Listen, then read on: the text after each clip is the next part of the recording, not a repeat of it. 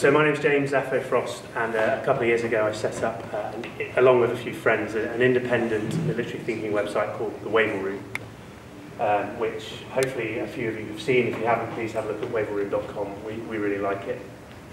The reason that we've asked to do this pop-up today is this is the third time I've been to an Army Leadership Conference.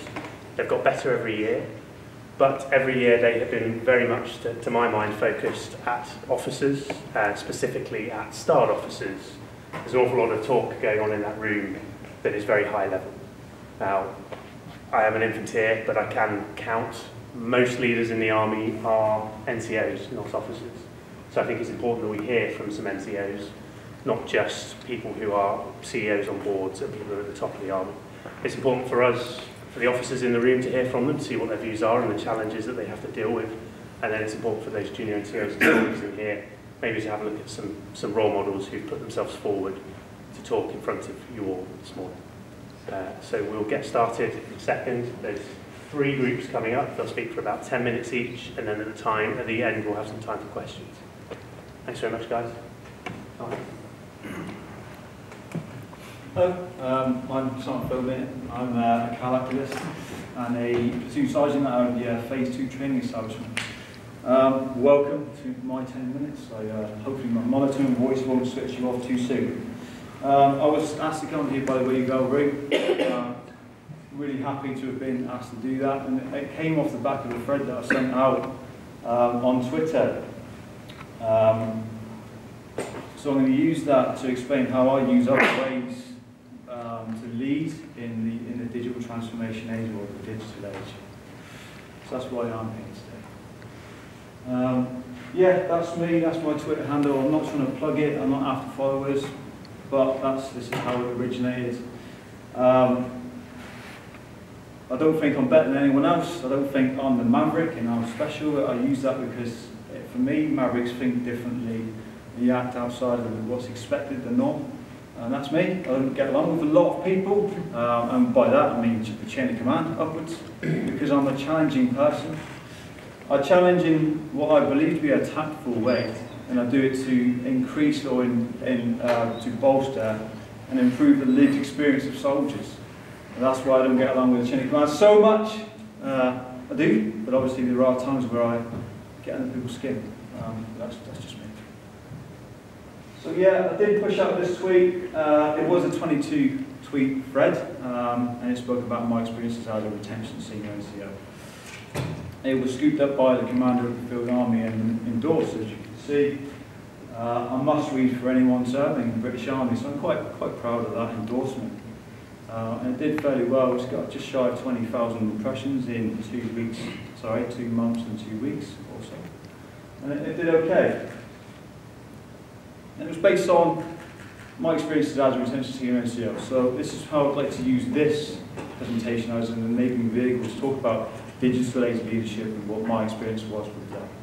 So the tweet itself was about improving the lives of soldiers. That's what it really was boiled down to.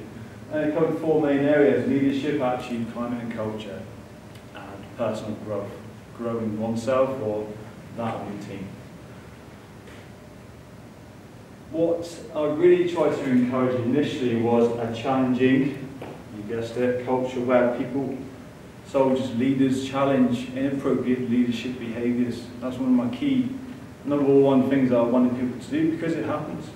There are people that are lazy, they have ingrained prejudices, they don't always want to be fully committed and work at capacity for their people.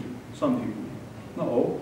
And I'm really proud to be in an army that is full of high quality, high-end leaders, but there are some that cause big negative effects, and those few people have an effect which exacerbates too much, in my belief. So I always ask people to be confrontational a little bit, just to challenge the status quo perhaps. And by doing that, the one thing I ask commanders to say is, what barriers are you experiencing to success? If people ask that question everywhere across the whole army, I'd love to know what it would look like if everyone asked those at ground level, what are you experiencing as a barrier to your own success? I really would. And the highly effective leaders that I've come across in my time have asked this question to me, and I've taken note of that. Things that grind on service personnel, I spoke about that too. This one had quite a lot of interaction on Twitter.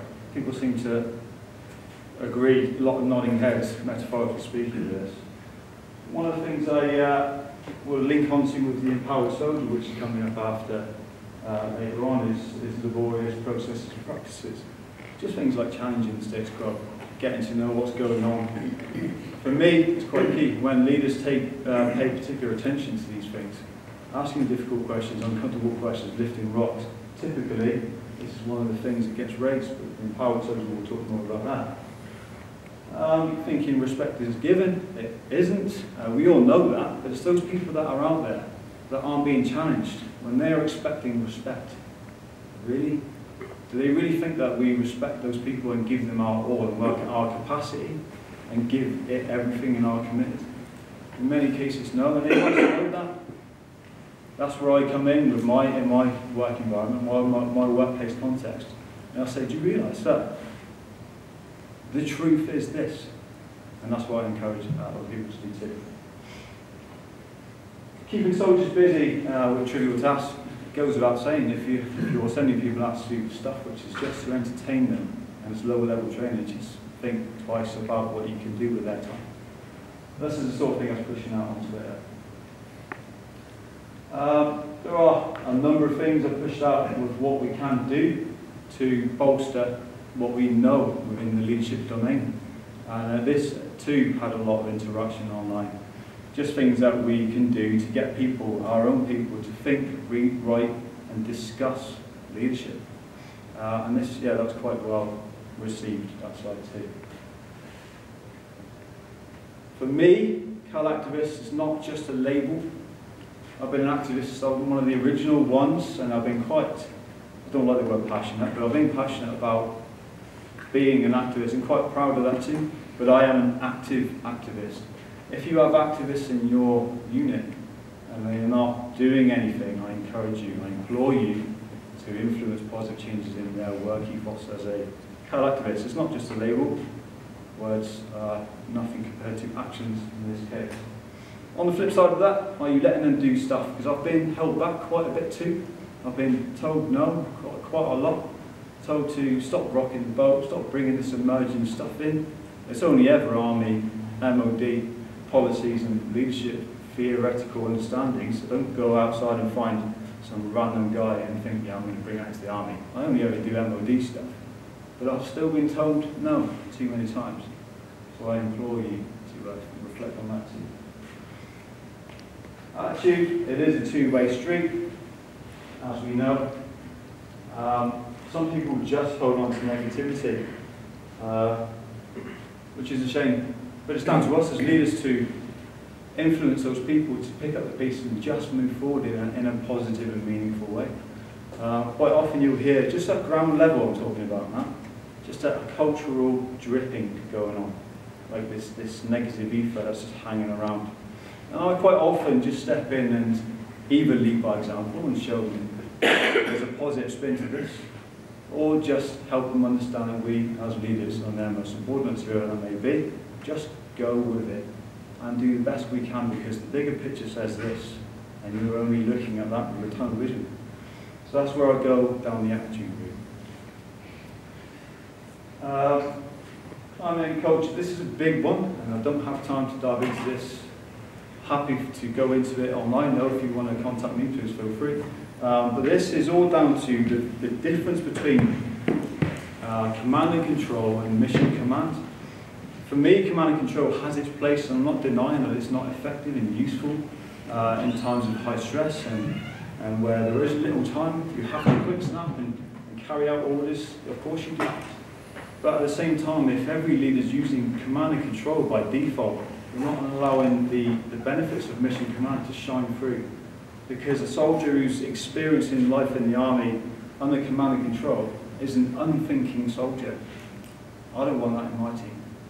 I want my subordinates and my peers, left and right, and my one-up, to think.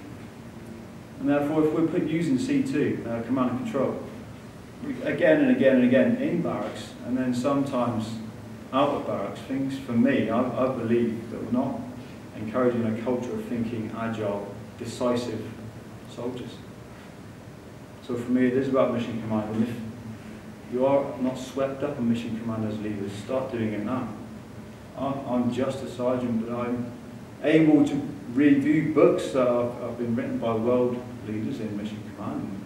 I don't think I'm any good at it, but I know more than most in my rank because I've just picked up a book and read some stuff and critically analysed what it means to me as a leader. And things like that can happen for me. So I encourage you to too.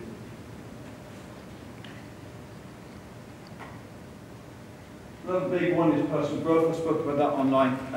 Growth equals retention. Retention equals a happier lived experience. And for me, a lived experience that's a good one is one that I want from me and from my soldiers. So I want everyone to work at their capacity, and happy soldiers work more towards their capacity. That makes perfect sense to me. I'm sure it does to you too.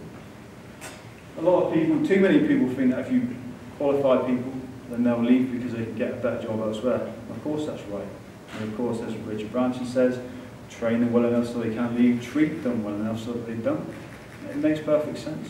But it's not, people believe that if you qualify people, they'll walk out. But if you think about it, treat them right too, and they will. It's as simple as that.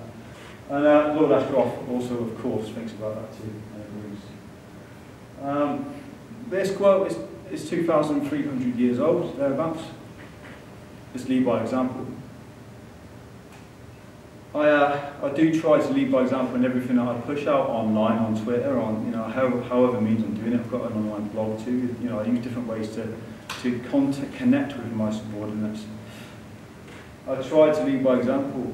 If I didn't, it would just cream in. It would have no impact and no effect. So it's quite important for me. And I came across this just recently, brought to my attention online, and it's good that I found one that's as old as can be. It's been thought about for a long time. Let's everyone do it with maximum impact.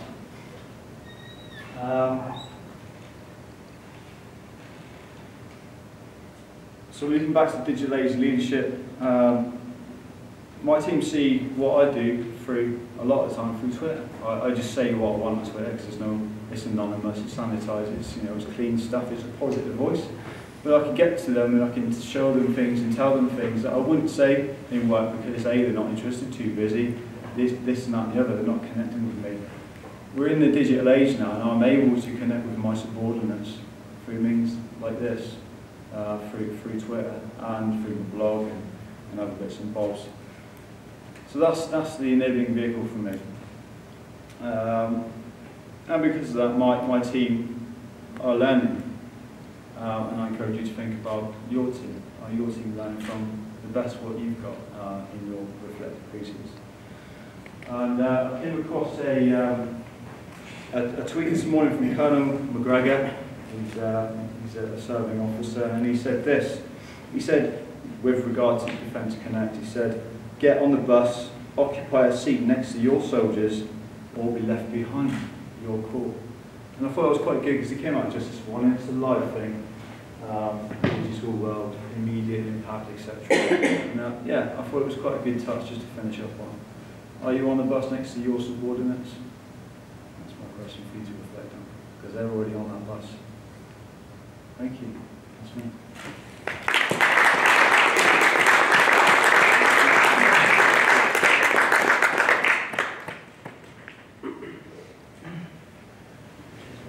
So it's my gents, good afternoon. It's a pleasure to be here to talk to you. Yeah, as a corporal, I get very little opportunity just to speak to people outside of my peer group, so it is a really good opportunity. Thank you very much for your time. So a bit about myself, as you can see, I'm a Corporal Josh Richardson. I'm a Section Commander at IC Catterick. I've been there for around 10 months on my second course, so I'm not quite a veteran yet of Catterick, but I think I know my way around the place, and I'm sort of established and my feet are firmly on the floor in IC Catterick. So, what is it that we do in Catterick? So, we deliver a 6-month course, taken from civilian all the way to the dizzying heights of an infantry soldier. Everything in between. So, unfortunately, or fortunately, it depends how you look at it, as the infantry, we take them from day 1, week 1, all the way to pass off, and then they move on to the battalions. As you can see, it's intensive training delivered by subject matter experts.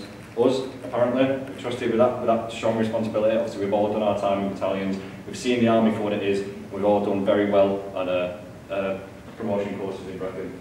And then the second point, which is pertinent, and I think a lot of people miss, it's the most comprehensive course that any recruit or any soldier will ever undertake in their time in the infantry. And it's the most comprehensive course that any junior NCO will deliver. There's no greater responsibility than taking someone from a civilian to a warfighting infantry. And it's constantly adapting as well. It's forever adapting. As the theme of this conference is leading the digital age, Catrick is leaning massively towards the digital side, which I'll touch on as we start going through a bit more into the presentation. It's always adapting. So what that means to us, we need to be constantly flexible. If we're not flexible, the recruits get nothing from the course, they do not learn, and before you know it, we're pushing bad recruits out to the field army. Fortunately, being the top third of the infantry, apparently, we're always flexible, and the recruits that we're pushing out, whether you believe it or not, are the best standard of soldiers that the field army has seen. And finally, at the forefront, we're producing effective warfighting infantry. That's what it boils down to. The recruits we push out need to be able to take the fight to the enemies and close with and destroy the enemy and dismount in close combat. There's no left and right of it. Their sole purpose, at the end of the day, is to kill. And we need to be leading into the digital age and giving them the best tools humanly possible to get them to that end state so they're an effective fighting force. So, as the British Army, everyone here in this room knows everything comes at a cost. And the Army loves mitigating cost and increasing the reward. So as you can see on the cost, for evening and weekends, I've worked far too many evenings and weekends in my time in Catrick, far too many. Mind, body and soul, that is the most pertinent point of anyone who's looking to go to a training establishment. Mind, body and soul, it gets consumed, training recruits, absolutely consumed. You take every bit of your moral fibre, tear it up, throw it back in your face, and you think, still got 6 months of this, still got 6 months of this. The exodus is a slow burn. Sustainability is a big one. What we do needs to be sustainable, and it links into the next point of burnout. If we're not sustainable, instructors will burn out. If instructors burn out, they'll either A, do something stupid and get RTU'd, or B, we'll just, again, the point I mentioned before, we'll push out substandard recruits to the field army. And finally, time. The Army's biggest and probably the least regulated commodity is time. Nobody values time enough in the British Army. We always get end states, but we never get, there's no usual reward for being effective with your time and efficient with your time, most importantly. And then the reward, as you can see, speaks for itself. That last point on the last slide, producing effective warfighting infantry, and that is the reward. So, teaching the next generation, it is a war of many generations. You've got the old and crusties at the top, and you've got the young soldiers coming through at the bottom. In between, there's a bit of a hash. I sit somewhere towards the bottom. I'm only 26. I'm not too far off this snowflake generation, which is a complete myth, I might add. But we need to understand and exploit them. And the way we do that is using what they know best. It's mobile phones, social media, it's the academic performance, the most intelligent recruits coming through that the British Army has ever seen. We need to exploit that. And mental agility, and finally, unforeseen vulnerability. This all comes down to the MRT, or mental resilience training, that the Army is now pushing, of understanding what vulnerabilities that modern soldiers coming through the British Army, what vulnerabilities they have and how can we work it. So we need to understand it and exploit it. Can we change the way we train to support these soldiers? And finally, adapt and overcome. We have the opportunity to develop ourselves in the way we train. That is massively effective. It's a massive, it's a massive driving force on the continuous improvement that we need to do in Catrick. And more importantly, the rest of the training establishments as well. If we're not improving, the soldier we're pushing out will not improve. The battle space is constantly adapting, and we need to change to meet that requirement. So, I'll just touch on the defence learning environment, or the DLE as we know it. So as you can see on the left, this is the instructor side. On the right, you've got the recruit side. So within the DLE, it's a tool useful for instructors, mainly because everything on the DLE, it covers everything from lesson plans, PowerPoints, pro-wise presentations, linked directly to the most current doctrine. So we can just go into Weapons B, Rifle Lesson 3, get an example lesson plan off, change it where we need to, get a link straight to the PowerPoint. We've got all the presentations, takes the workload off our shoulders, and we can concentrate on producing an effective lesson. And it links back to what I mentioned before about the sustainability piece. What's sustainable stops instructor burnout, and stopping instructor burnout then stops anything bad happening, and the instructors getting RTU'd, and potentially ending their careers, or B, producing substandard soldiers. This is massively important, and especially the screws that the corporals that ITC capture, this is our lifeblood. I live on the DLE. Everything is there for me. The recruit side, we've got everything from formative tests, summative tests.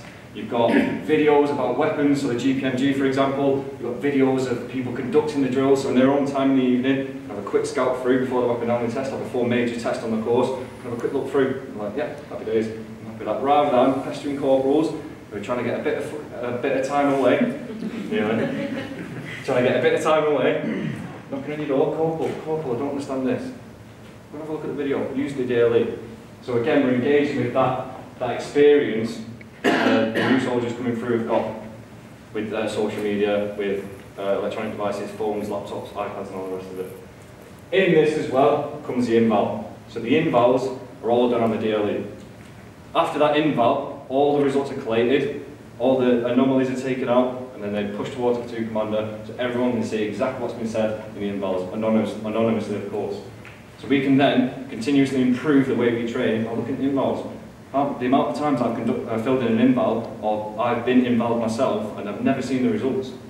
So if we can see the results on an easy-to-read spreadsheet that comes directly from something you can do on your phone, we can continually improve. And if we continually improve, and again, links back to that warfighting capability of the British Army. The products then, so resilience. Resilience isn't nearly spoken about enough in the British Army. All we usually talk about is keeping our head above the water, maintaining that pace, and always fighting forward. Resilience is the elasticity to continue fighting regardless of the problem that's faced. Pursuing excellence, more so for instructors, because we don't need recruits yet to pursue excellence. So using the DLE and all the digital tools that we've got allows us to pursue excellence, get that best practice in there, and produce the best possible result we can with our time. Managed expectations, a big one. As the quote says, Rome wasn't built in a day, but bricks were laid. We can't expect recruits necessarily to be achieving top tier standard when it's day one, week 2, day 1, week 3. With the DLE, when they conduct the summative and formative assessments, all their answers come off and it gets pushed into a spreadsheet, and all their answers are there. We can look at a spreadsheet and go, Fusilier so-and-so, oh, he's struggling a bit with this on his map reading. I can take him to one side. I can push him in the direction where he can learn it on the DLE. That way, we can, again, maintain that high standard and constantly push best practice. Key takeaways then, make your mark and own the opportunity. If you own the opportunity, you'll make, finally, as a corporal in the British Army, finally I'm making a mark in the British Army. Someone might actually remember me for once. I'm not just a number anymore. Being the foundation upon which Rome is built, we are the foundation. It's not the recruits who are the foundation. It's strong instructors who conduct themselves in a sustainable and resilient manner using the tools such as the DLE. Embrace technology that unlocks never seen before potential. Again, the old and crusties are getting it. We're getting at the bottom, somewhere in the middle. Someone's not buying into this DLE stuff or buying into DCCTs, not buying into VBS. And that causes us problems. Because if people in the middle don't buy into it, we don't get the full effect of it. And again, the standard of recruit then slowly dwindles, and the recruit that gets the field army isn't as good as it should be. And then finally, slightly out of context of this PowerPoint, but I think it's one that needs mentioning all the times. You're only as strong as your mind. Remember to take a knee. If at any point you're feeling burnt out, the digital tools aren't quite working, even though we're leading in the digital age, take a knee and lean on your peers. And that's me. Apologies for the nervous presentation. Are there any questions about the DLE, got Patrick, or anything like that? No? Is that a problem? Yeah, so. Just a question on junior soldiers who do their base training, obviously at Harrogate, and then there's a step up from Harrogate. Yeah. How is that managed, and how do you think that sort of works for them? Is it a big step? Is it sort of looked at and managed differently so they can manage to change at pace, or what sort of? Is that the infanteers that go from Harrogate, the junior entry go from Harrogate to Catterick? Exactly, yeah. I've got one of the Fusilier section commanders. He's currently running with Anzio, and he said it's seamless, absolutely seamless. They look forward to it because they're in Harrogate for such a long period of time that by the end of it, the thought of going somewhere new and doing a bit more infantry stuff is a big bonus. So that we said that the transition is usually seamless. So, excellent presentation. Firstly, thank you very much. Do you feel you and your peers as the corporals at ITC have had enough investment in you as an instructor? At what level? In Catterick or In before? Catterick. In Catterick I do, yeah, 100%.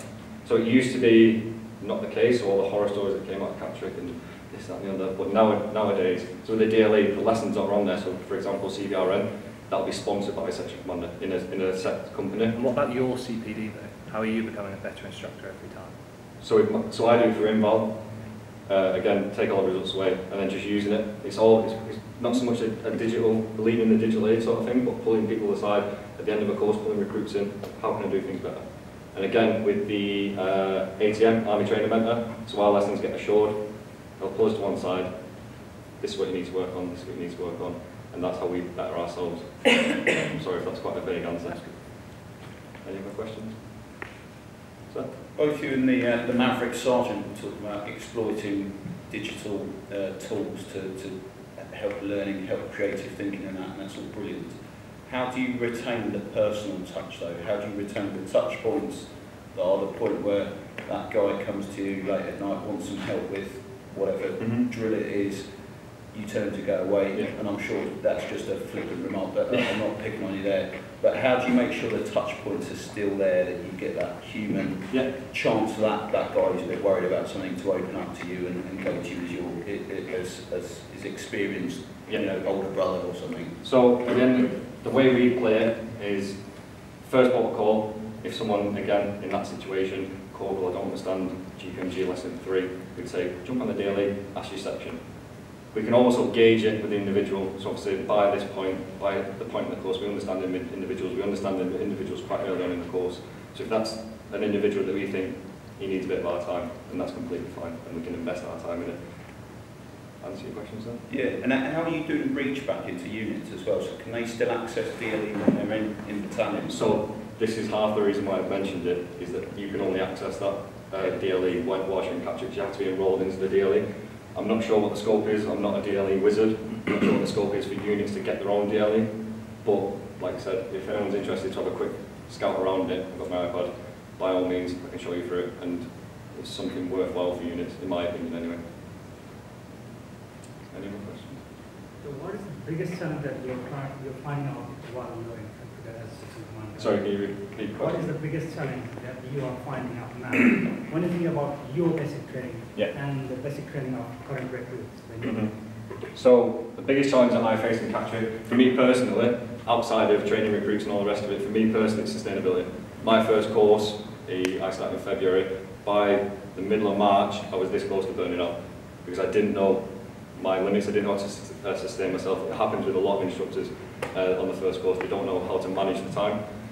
So that was my biggest shock when I got to Catterick. Training wise it's more to do with the way we're taught in skill at arms when we go to Brecon. It's very much everyone in the classroom knows the weapon drills. So you go through and everyone knows it. I'm a very good teacher. And you get to Catterick and the lessons that you teach constantly reinforcing the lessons you just taught, to the point that you can teach a full lesson and it could be the best lesson in the world and the recruit still comes to you then and go, about 5 minutes in, I haven't got the blue corporal. So this is where the DLE comes in. Something for them to lean on and go, I didn't quite understand that point. I'll speak to my section, I'll jump on my phone in the evening, have a quick look through, well, there's a video there, that better explains it to me. And then we're covering the whole VARC cycle of videos, you can write it down in the best book. So that's my biggest thing, training-wise, is that recruits don't get it first time. And that's a lesson that the Army needs to learn, because we're constantly pushed to learn it first time. As the saying goes, see one, do one, teach one. Recruits, it's see one, do one, do one, do one, do one, see one again, and then maybe in 8 years' time they'll be able to teach one. So it's that, the time it takes to teach someone is my biggest, the biggest challenge that I faced when I first got to Catterick. Any questions? Yeah, thank you very much for your time.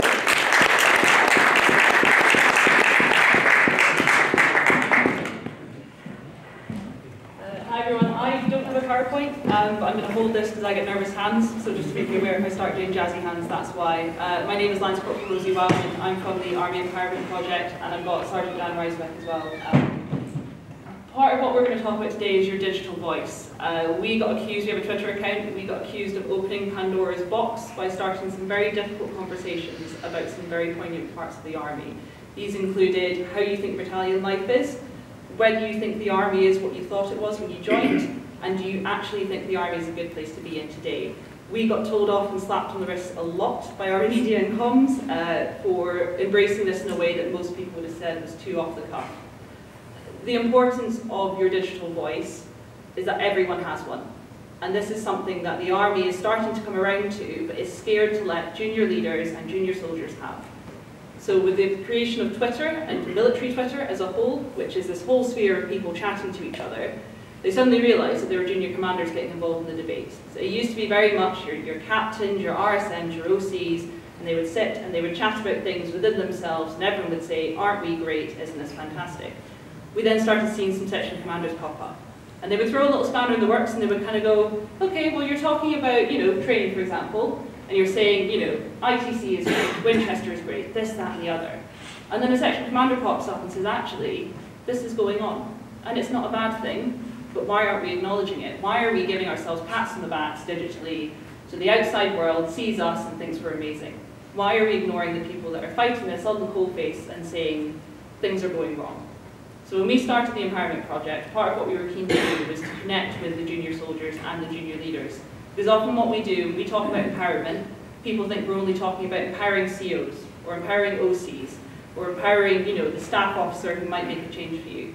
Whereas actually, as we all know, the driving force behind a lot of these things are the soldiers and the junior leaders. They're the people who will vote with their feet. They're the people that we're trying to keep in, because the talent we have, that we can be quite happy to ignore sometimes, but they're being ignored online as well.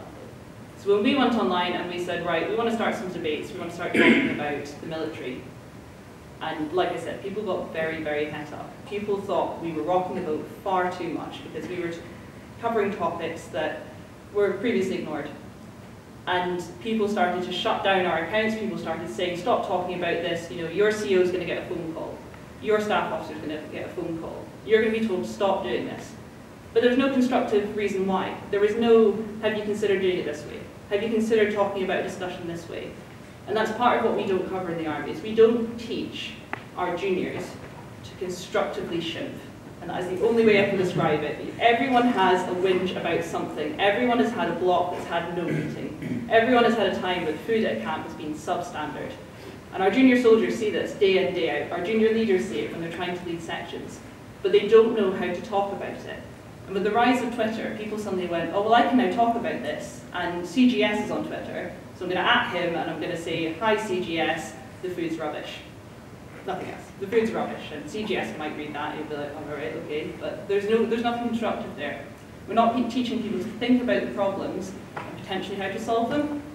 Part of what we do in the Empowerment Project is try and raise these problems up to the right people and find a solution. And sometimes the solution is, well, we can't change everything, but we can change one part of policy and that's going to make a difference. And teaching people to come up with these constructive ideas, not just go online and say, the army is rubbish. Well, why is it rubbish? Why is it rubbish and what do you think we can do? And it's amazing the difference you can make if you start asking your junior commanders and your junior soldiers why and how. And we teach them this within basic parts of the army. We teach them this in their soldiering. We teach them to think about how they're going to lead a section attack. And we teach them to think about why are they going to do it and how are they going to do it. But when it comes to having a voice in the army, they often feel like they can't do it. And that's where you have a small group of disenfranchised soldiers who suddenly think, oh, well, actually, no one's going to listen to me. Why should I do it? And then we put them on Twitter and they go a bit rogue, and then we're like, okay, maybe too much voice, rein them back in, try and find a constructive way to do it. But I would argue if we start blocking people off at the lowest level and saying, you can't be part of our discussion because you don't know how to have that discussion, then are we actually having a proper discussion? Are we actually getting to the root cause of problems when all you say to people who are trying to get involved is, you've gone too far, so stop talking. There's no, you've gone too far, think of it this way. You've gone too far, have you tried constructing your idea that way? And with these digital tools available, you can't silence people. Twitter and Facebook and Instagram and Snapchat and all these platforms are a massive area where people are free to talk about what they want. And to an extent, we can grip them and you can say, look, mate, you shouldn't say that, I could potentially ag you for what you've said. Fair enough. There is always a boundary. But at what point do we start drawing that line too close to home? At what point, if a soldier goes online and says, look, you know, within our battalion we're having problems, people are sad, things are going on, there's a practice that's happening, it's not benefiting anyone. And there are people out there who are going, stop talking about that, because the world will see. And at what point are we covering our own backs rather than fixing the problem? And I know there'll be people in the room who've done it, who someone said something, and rather than going, actually, yeah, you're probably right, you've taken that knee-jerk reaction and gone, whoa, whoa, whoa, you've made me look bad. Have you made yourself look bad? I think that's the real question for us. I'll hand over to Dan to talk about some of the other tools that we've used, but for me, my main point would be, think about your digital voice. Think about encouraging other people to use theirs. It's not a bad tool. We only teach it badly. Dan. So yeah, so I'm part of the Parliament team since February, and I've been a part of the rollouts going into units, brigades, divisions and stuff. And like Rosie said, you know, the powers of communication through social media and the digital world is the way our junior leaders, guardsmen, privates, storms, whatever it be, will always go down that route. We're a little bit receptive to that open door culture. Everybody talks about it. Yeah, my door's always open, but when it happens and the challenge comes in, that's when, you know, people, you know, at our level will look back and go, does that junior guy really know the ins and outs of what I'm doing on a daily basis? He probably has a better view of what you do on a daily basis, because some of the processes that you might have put in place aren't efficient enough, or just because the time he's had the time to observe and say, you know, I have a way we could operate better. And what we need to do is we need to promote that receptive to let people come in and try and make the army a better lived experience. People ultimately get out because they don't want to, you know, be burdened with stupid ways of working, weapon cleaning, barrack guards, you know, things like that. I know that's always going to be a sticking point, but now the generation that's joined the army are a lot smarter, and because we're not busy on operations anymore, we need to improve our ways of working within barracks. We can't just always live on the way of the old ways of working, and this is why, you know, as Rosie said, people will vent their frustrations through the wrong channels, and it, you know, and ultimately, if people get the right information in the battle where it has its uses, but we need to kind of reciprocate that in an open forum. I've seen it on the rollouts, going on the getting the ground truth. We operate in civilian attire. We're no rank dominant, even in the teams we're in, and they're quite accommodating. People will now, when we go and teach the tools for problem solving, we ask the guys to come in and not give the generic answer of like, yeah, the food's rubbish in Carrick. Now people are starting to come in and actually go, well, these people are making waves and things are happening, and it's all down because we don't put a plaster over it, we get tangible information, and as a team, we help people to draw that information out, back it up, and then we can put it to people, we can put it to CEOs and up into brigade to say, you know, the lived experience here right now is being hindered by this process or that process. I think we need to kind of like stop putting a plaster over it and actually make some change, because people will then see this and their lived experience of working in that environment on a daily basis will ultimately only get better. And then people will start talking about the army in a good way, because hand on heart, I don't think many people go home and rant and rave about the army anymore. So us as a Parliament team, we tackle these processes, problem solve them as a team, and show people if they want to vent frustrations. That's why we have the Twitter page. We just crunched on the Facebook, and people are talking, and it's good, and it's only been positive. But that's my aspects of empowerment and being out on the ground. Yeah, so I think that's sort of our part of it, is think about where people are talking about the problems. It's digitally. What can you do as leaders? You know, we have a lot of officers in the room. We've got soldier ranks as well, but a lot of it is Think about what you're doing to encourage people to talk. And actually, if your soldiers are going online and venting about things and not talking to you about it, is there a problem there? Like we said, have you not got that open door policy you think you've got? But also, how can you be in the discussion? Like I said before, you know, if you're not on the bus, then you're going to be missing out on this, and you'll be amazed at how open people will be about the things that are going on. Because at the end of the day, there's very few people in the army that want to dislike the army. You know, we all sit here in combats for a reason, we're all still here for a reason. There isn't one thing that is making people leave, but one of the biggest factors is communication. Has anyone got any questions? Mum? When I go back to unit and I try and raise this with the juniors in my unit, how best do you think I should go about doing that? Do I bring everyone in together and try and open this discussion up, or do I talk to individuals? I think it's about, it'll be gauging your soldiers really first. So I know some people have the working relationship with their soldiers where they will openly chat anyway, but if you're in an environment where they maybe won't talk, potentially it's doing it in steps. So you go to your sergeants and you open that discussion there. You encourage that forum, you encourage them to talk about what's going on, you encourage them to look at things online, that sort of thing. And you ask them to then take the next step down. And what you're doing is you're slowly opening up that discussion chain that then eventually, when private soldiers and lance corporals and that sort of thing are chatting, they'll feel safe with you coming and chatting to them. Because often there's also the case of, you know, the colonel comes in the room, how's it going? Sir, it's fab. I don't want to say anything because if I say something, I'm going to get a bad SR. And it's creating that space where people aren't afraid to challenge things, but you should always encourage them to challenge clever. So like we said, it's not the food's rubbish, it's, sorry ma'am, the food's rubbish, but actually could we maybe do this to help it? And when people start coming in with ideas, you'll get some wacky ones. I mean, we get into the Facebook page all the time, you'll get some absolutely crazy ideas where you're like, in principle, that sounds great, but we can't implement that. But it's also about not going, that's rubbish.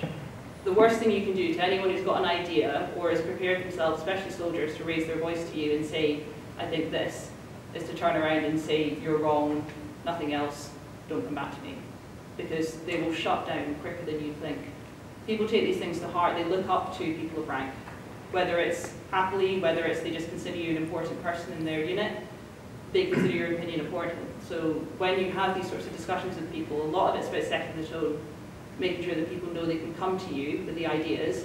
You might not yes man everything, but it's having that space where people will say to do it. And if you have to do that in increments, you know, if they're maybe not ready to have a sit-down chat, but it's amazing what you can do. You know, we've held leadership days, we've held empowerment days, and what we do is we get everyone in the room and we say, well, this is a rank agnostic place. You know, we're not quite going to ask you all to go on firstly in terms of your soldiers, but you go, this is rank agnostic, i.e. the major of the room does not know more than you, let's chat about something.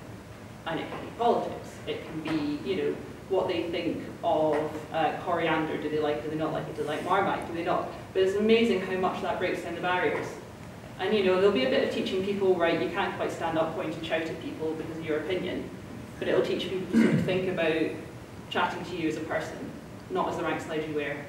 And that's the way we operate a lot of the time, but actually when it comes to discussion, you know, why should I as a lance corporal know less than you as a captain? You know, why should CFA know less than the private soldier? You know, it is all about crossing those boundaries, but you still have to be careful about how you do it. Any other questions?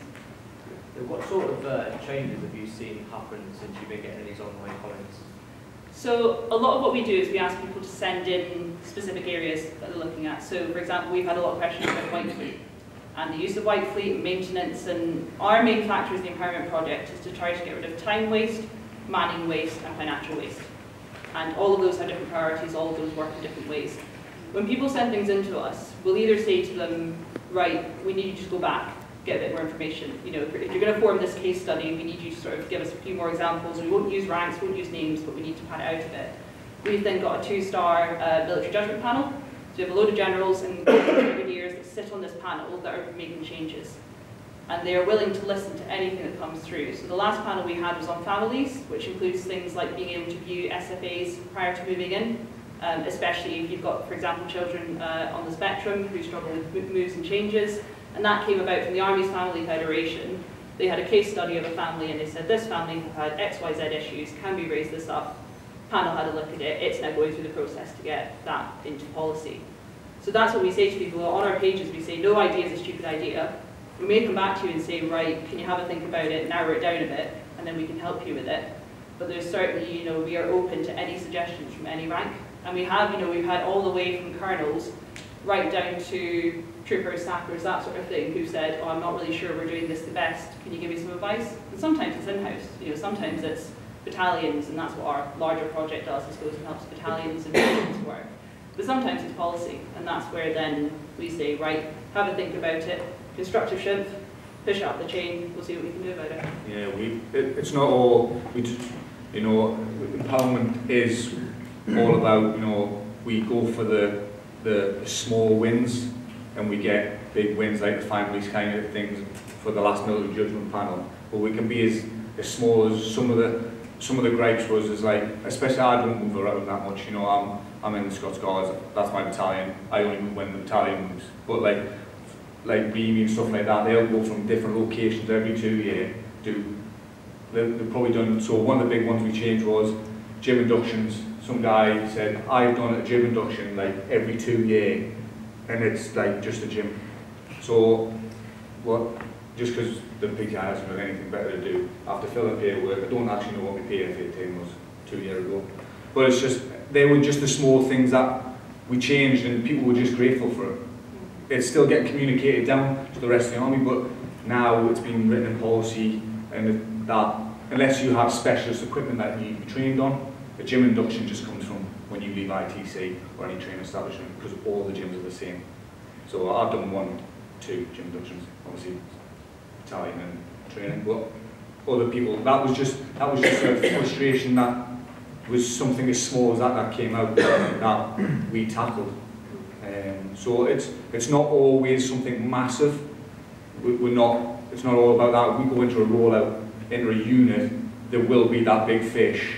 But in the time we have there, if we have to be transparent and say, we will do the legwork to build this up, but we might not get it in the time that we're here within the unit or the brigade. But if we leave away and we've solved 10 problems and left them with something there that they can feed up the chain, with it all for the best time for it to survive, we'll win. And it's all about the lived experience of everybody. Any others? Thank you very much.